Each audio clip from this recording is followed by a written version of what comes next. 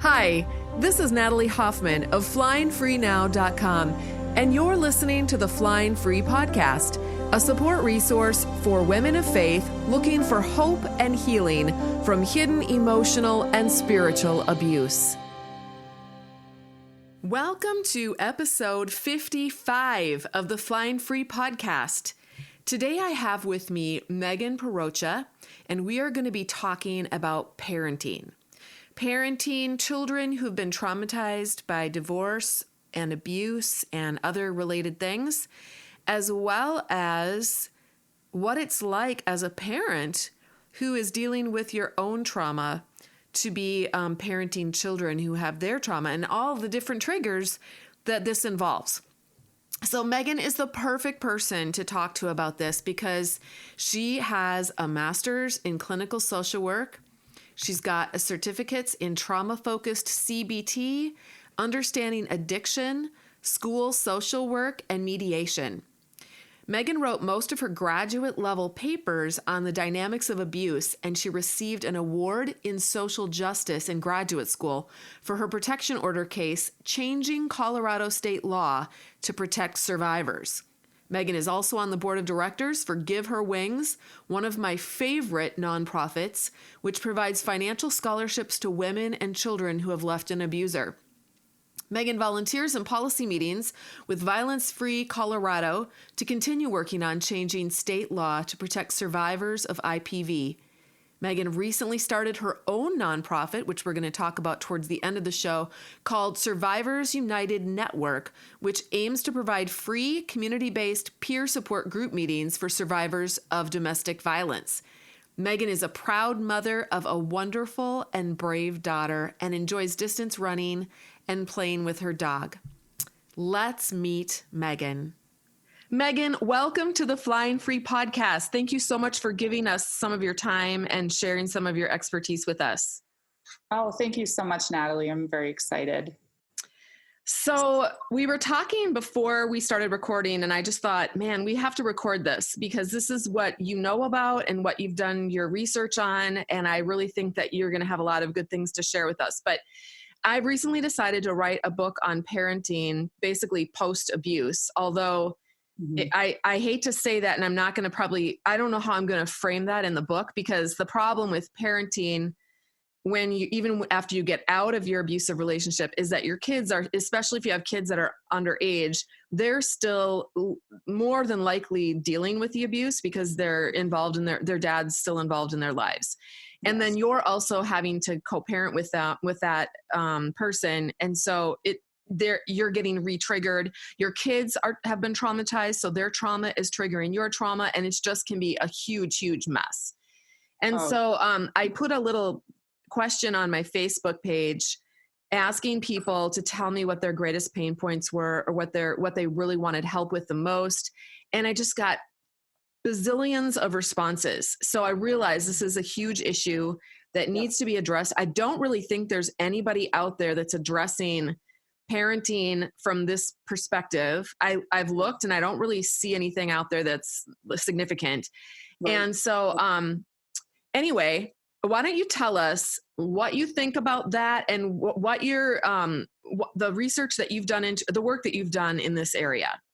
Yeah. So this is actually something, when I left my ex-husband, I had just started grad school, getting my MSW, and I kind of, I like to ask a lot of questions, and I really, really wanted to kind of look into how to be a better parent, because I never thought my life would end up the way it did as a single parent. I had, like a lot of people, I'm sure, thought that two parents in the picture was the healthiest, having a father figure. And so I was very, very scared, but also, very curious about how to approach being a single parent while also dealing with someone who was very abusive and narcissistic. And so when I was in school, I took childhood trauma classes, a lot of stuff on attachment theory.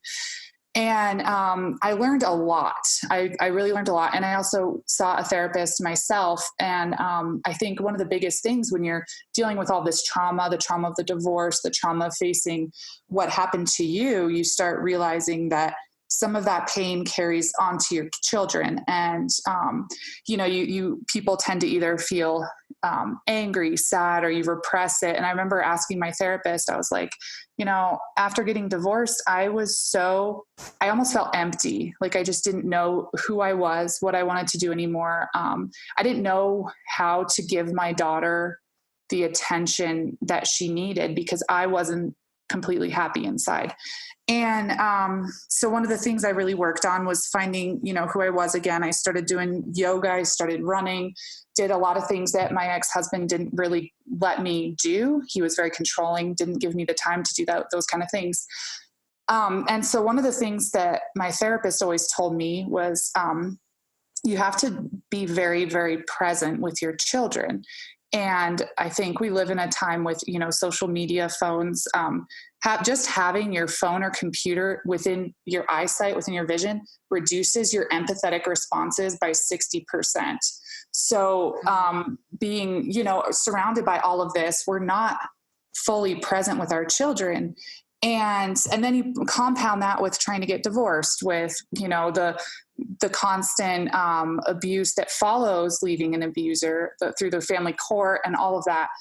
So it's really, really hard to try and be a good parent. But another thing that I think is super important is it's better to give your kids experiences rather than objects. And with an abuser, you can get so easily stuck in that pattern of, they're going to buy things and maybe have more money than you to try and exert control over your children.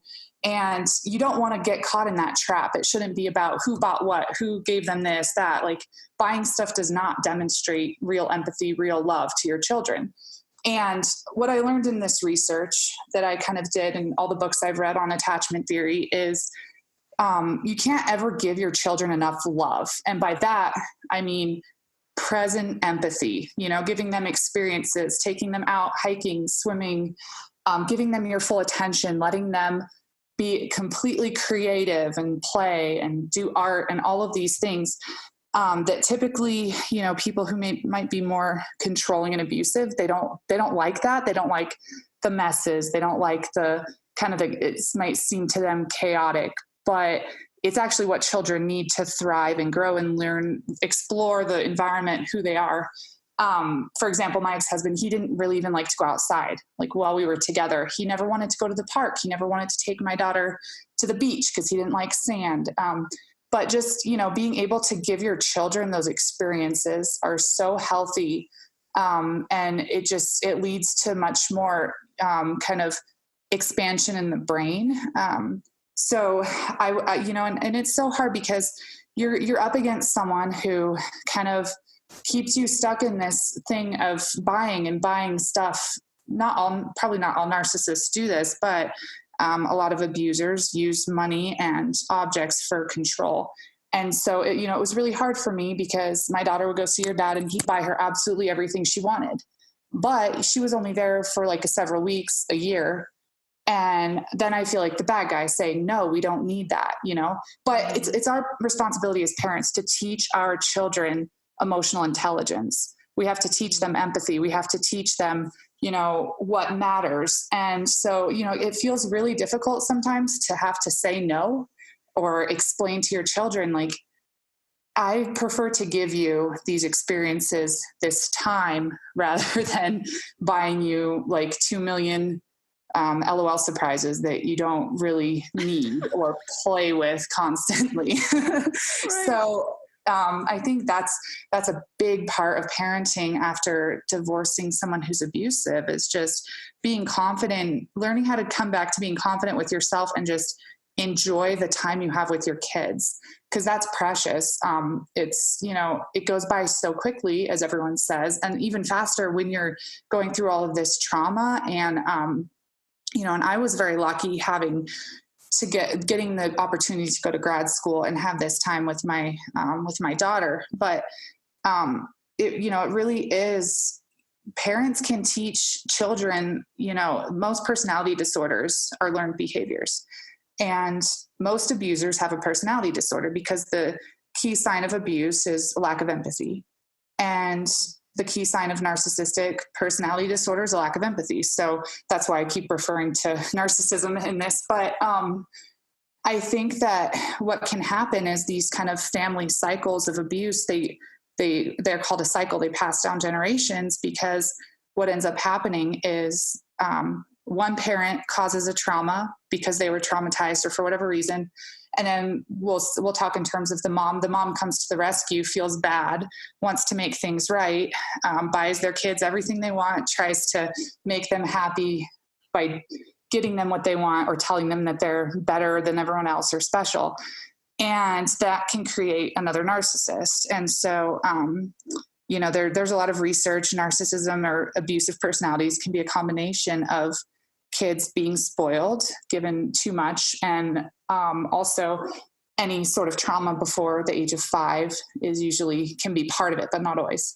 And so it's really important also to not tell your kids that they're better than other kids. You want them to feel special. You want them to feel loved, but you should never tell them that they're better than other children, because that's what makes them feel like they deserve more, feel like they're entitled, which then can lead into being a user or someone who's more abusive. So I have a question. So what if you've got children who actually they don't think that they're anything special, even though you might tell them that they are, but they have gotten so many messages from their dad that they're not good enough, that they don't measure up.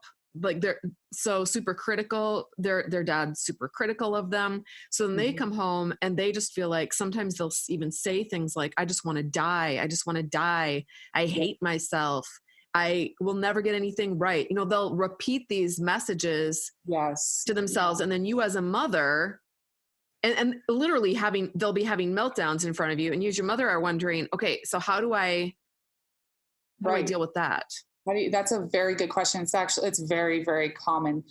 People who are kind of abusive, they'll fluctuate between like tearing someone down and then saying you're perfect or better than everyone else. And it's something exactly what my ex-husband did. He did it to me. And he does stuff like that to my daughter, and she's only 4 years old. And, it is really hard. And I would say, the best thing to do is to just build up their internal world. And, there's a lot of research on parenting, like with emotional intelligence. And I think we're just now starting to get into that, especially in school systems where there's a shift towards teaching social emotional intelligence.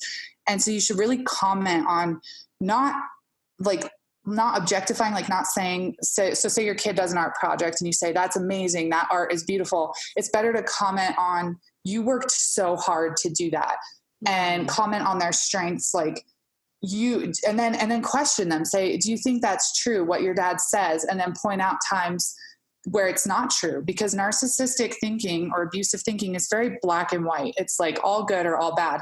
And a lot of times one child will be pointed out, or the scapegoat, they'll be pointed out as the bad, the no good child, and everything wrong is placed onto that child, because people with personality disorders can't see each person as their own whole human being. It's all that black and white thinking, all good or all bad. And then sometimes the one child will be the all good child, or the pedestal child. There's a lot of terms with this kind of parenting. And so it's just super important to teach your kids that they are whole, that they're good at multiple different things, and to comment on what they're doing and how they're doing it, rather than, it means more to say, you worked so hard on that project. You put so much effort into it, rather than just saying, oh, that's really good, which I think it's, we're stressed, we're tired when we're parents. It's hard to kind of take that extra second and really think about how to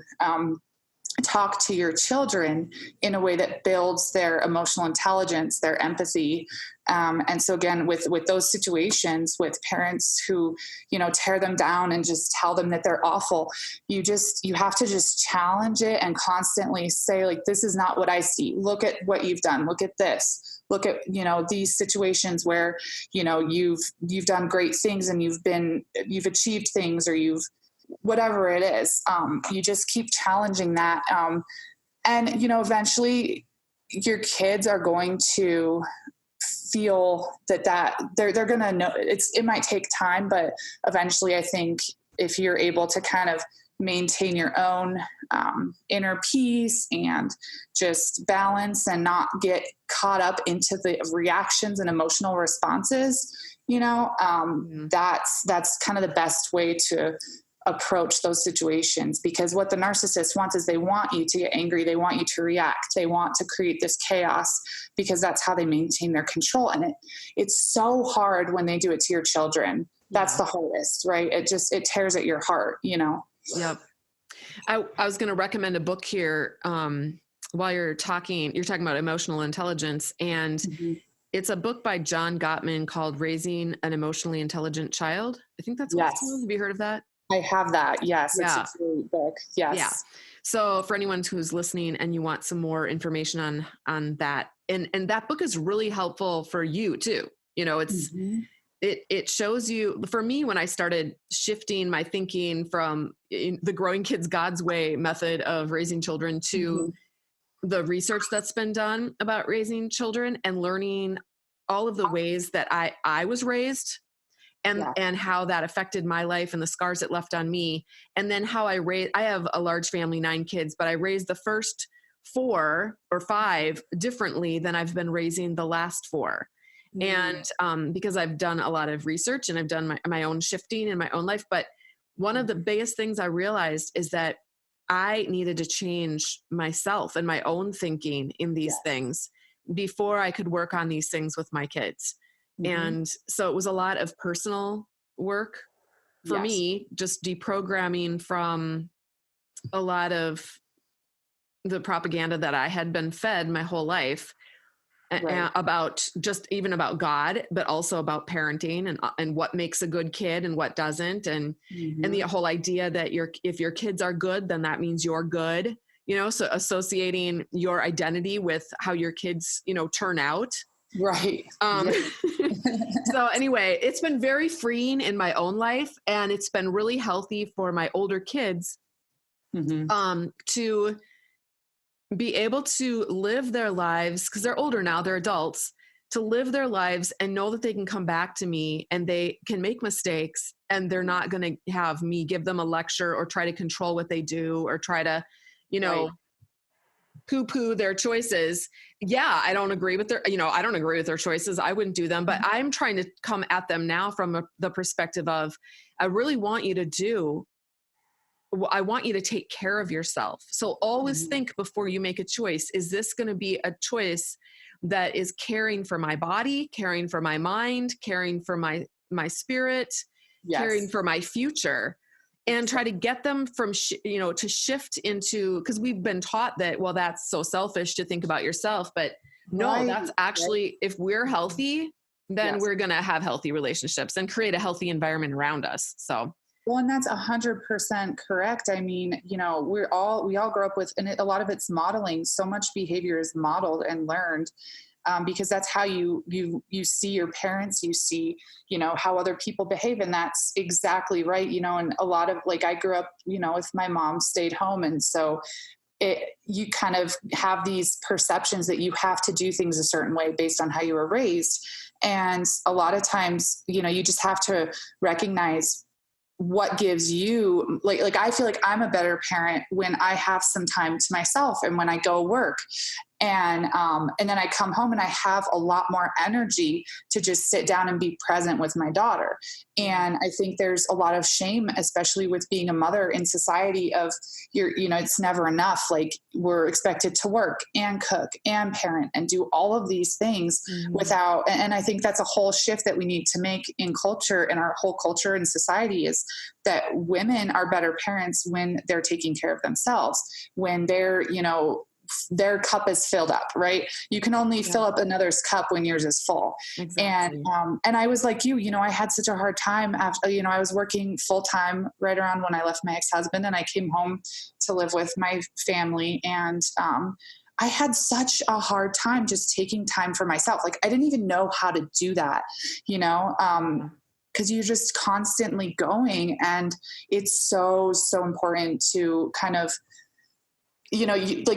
kids also, they sense your happiness. When you're kind of happy and grounded and doing what you love, they're going to feel that, and it's going to lift them up and make them feel better. So that's totally spot on. And I think we just really have to value women and parenting, and how you can just offer so much more empathy and presence when you are taking care of yourself and doing things that you enjoy. Yep. Yeah. And it's really hard to do that. I think anyone who's a survivor of domestic abuse understands that when you are trying to survive, you have very little to offer your kids. Yes. I mean, you do the best you can and you love them with all of your heart, but you are so depleted and you're so concentrated. I mean, talk about selfish. This isn't selfish, but this is what we naturally do as human beings. Yep. We are surviving. So our bodies are shutting down, our brains are shutting down, and out of survival.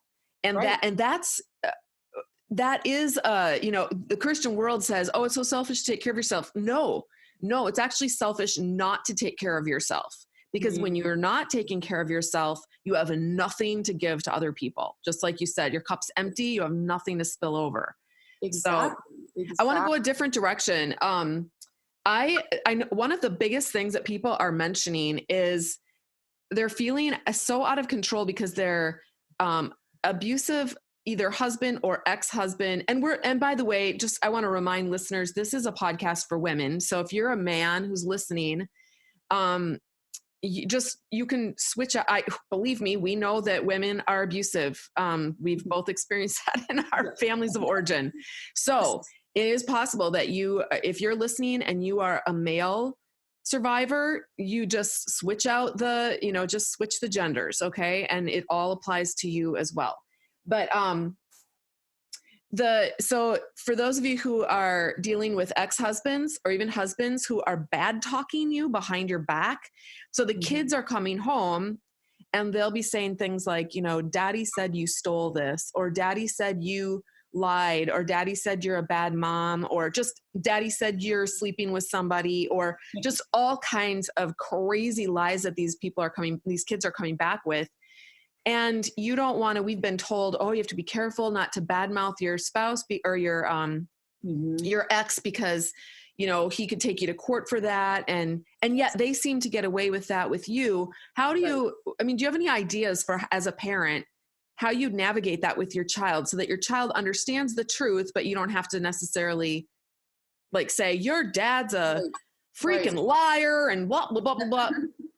Right. It's, you have to just maintain, I think, your inner peace or balance or whatever you call it, because again, it's them trying to get a reaction. And then in court, they can point to you and say, oh, look, she's crazy, because they're the ones telling all these lies. And it happened to me. My ex-husband was prolifically cheating and then accused me of cheating, and then told my daughter that I left him for another man. And it's hilarious. So, now I can just kind of laugh about it. But I mean, and you're right. I think a lot of women get, you can't say anything bad about them. And then there's the whole thing in family court with parental alienation, which is not even an evidence-based thing. And it's used against women who accuse domestic violence or trying to protect their children. And your ex-husband says, oh, they're alienating me. And so that's where you have to be really careful, because a lot, the research is showing that if an ex-husband who was abusive uses parental alienation, you're way more likely to lose a lot of physical custody. So it's very scary. But then on the other hand, all of the research says that you should be honest with your children, right? They know when you're lying, or they know when you're not telling the truth. And it can be very, very damaging. And that causes sort of a cognitive dissonance. And then your children don't trust you.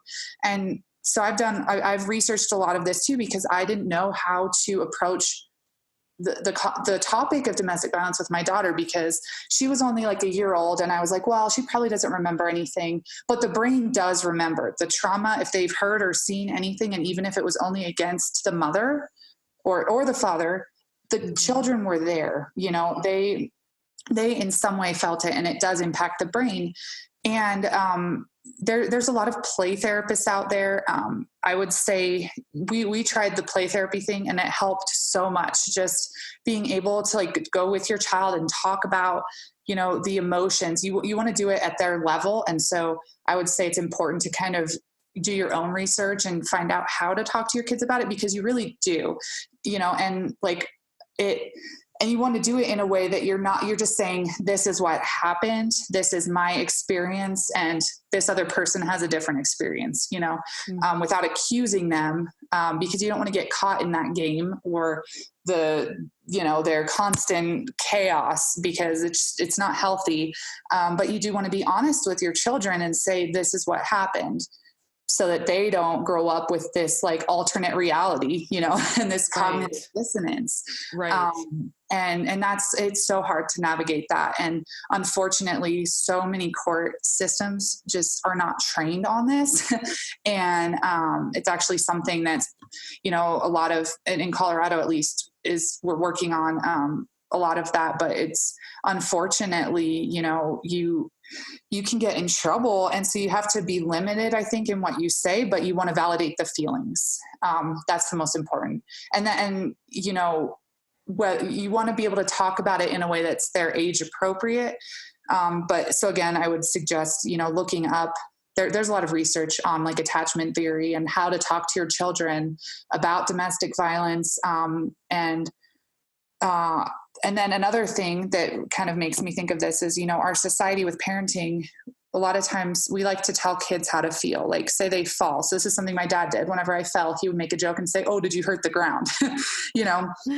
Stuff like that. And so kids, when domestic violence happens, they internalize it. They, if they were present, they're going to think that the divorce or whatever happened, they might think it was their fault if it's not properly explained. Right. And so you don't want that to happen, because then as they grow up, they're not going to know how to appropriately handle their feelings, identify their feelings.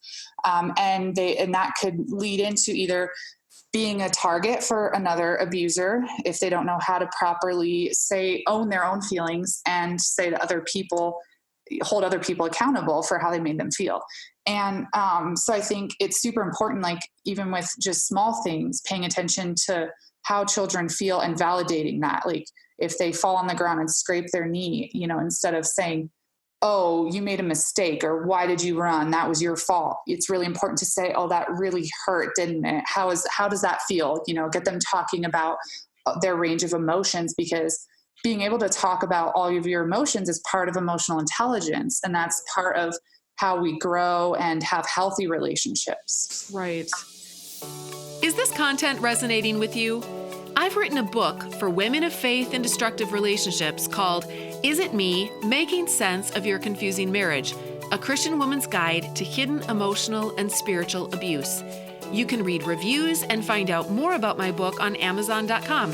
It comes in paperback, Kindle, and Audible formats. And new for 2020, I've created a companion workbook for Is It Me, also available on Amazon.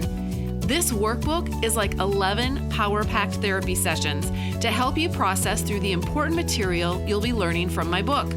These books are recommended by counselors and therapists all over the United States. I've also got a website specifically focused on helping women of faith find hope and healing.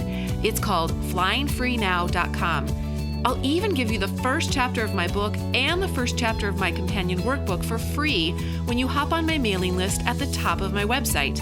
Those two resources are going to help you figure out if your relationship is normal or destructive. And now, let's get back to our episode. Well, and it all ties into being able to accurately assess reality. Because if we're the reality inside of us and the reality outside of us, because if you mentioned cognitive dissonance, if things are tilted and there's things that are hidden that we can't understand, that is where dysfunction comes from.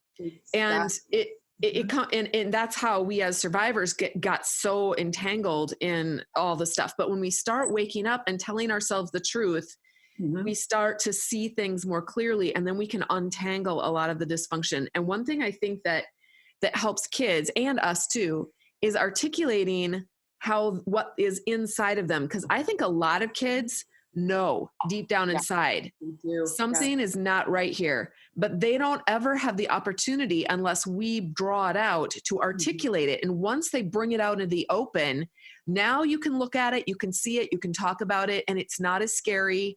Yes. And because it's okay if your dad is lying to you all the time, that's Mhm. a really scary thing if you can't talk about it and admit it and Yeah. acknowledge that that's true. But if you Exactly. can talk about it, if Mhm. you have noticed that he says things that aren't true on a regular basis, I've had these conversations with my own kids. I don't even have to say, your dad's a liar. They come to me and they tell Yep. me, I think, dad told me this, and then but is that true?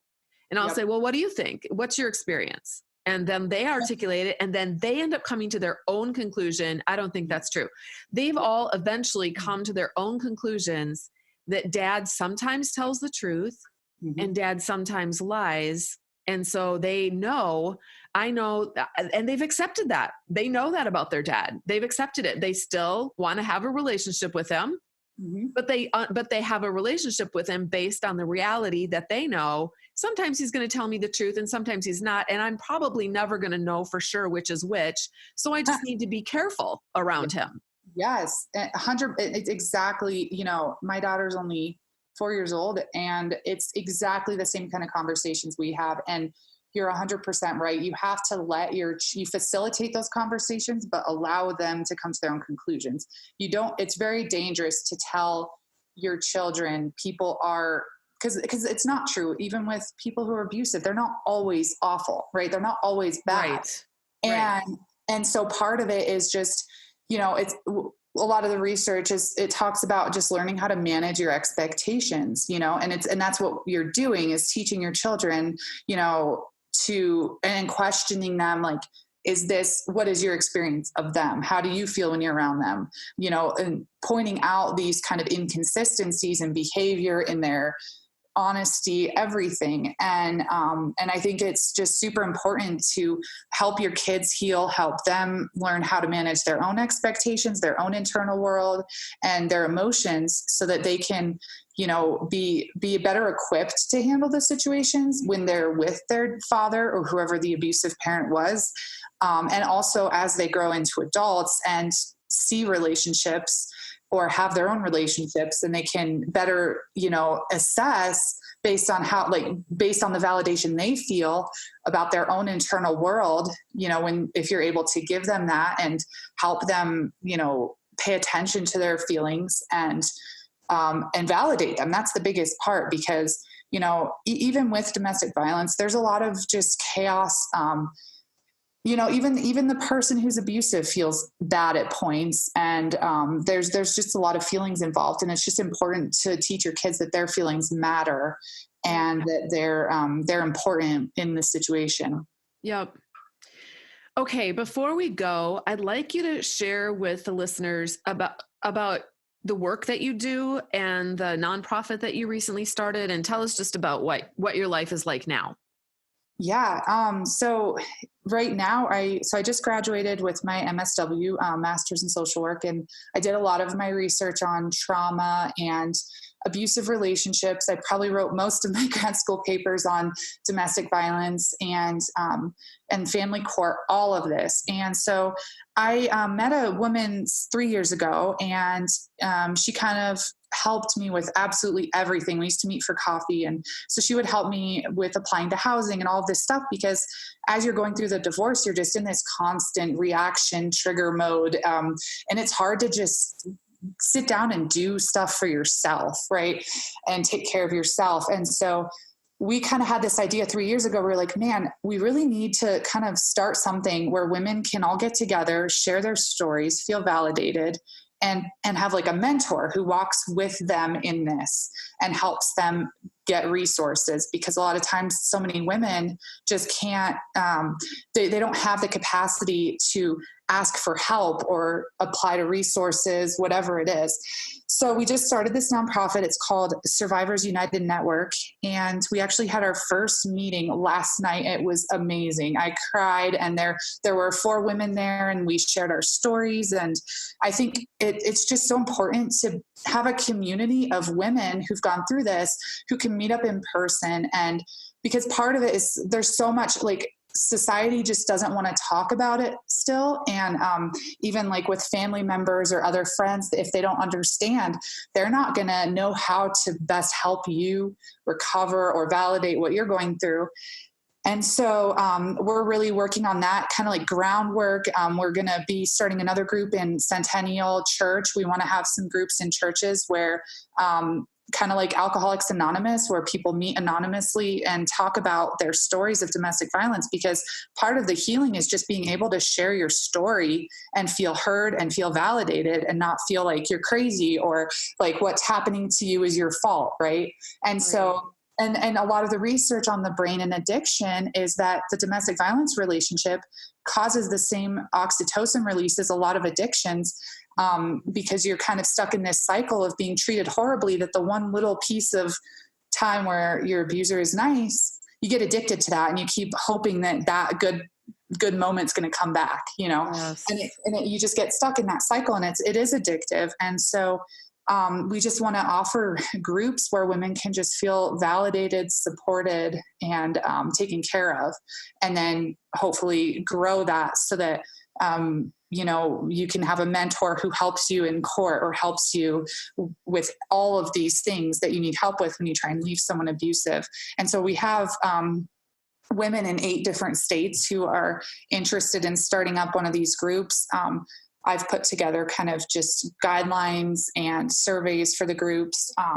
And so hopefully it'll grow. And I'm also on the board of directors with Give Her Wings, and we're kind of working together with that. We also want to do a little bit of a book club with this that's once a month, and provide kind of workbook readings and stuff for women to leave and kind of heal through all of this. So is it mainly for women of faith, or is this for anybody?